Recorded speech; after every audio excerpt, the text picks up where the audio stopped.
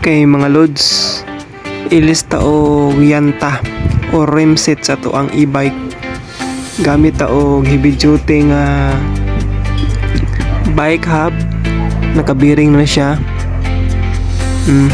Nakabiring na. Then motorcycle hub. Motorcycle rim. Number 17. Made in Thailand.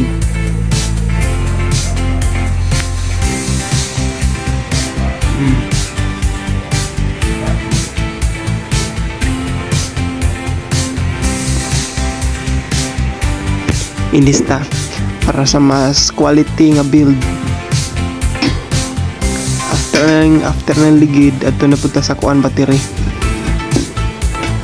Likod ni siya 1.4, then 1.2 ang tubangan. Naka bike hub lang siya,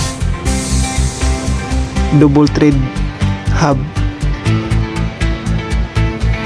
naka double thread siya.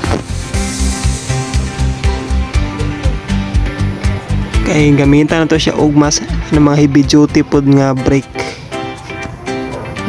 Nataod na nako ang naangad to.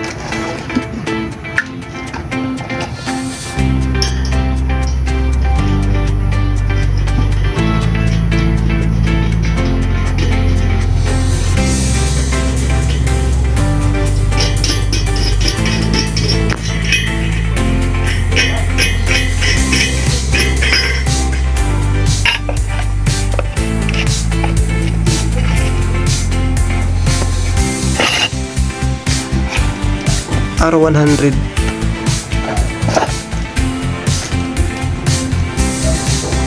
upgrade para sa mas quality.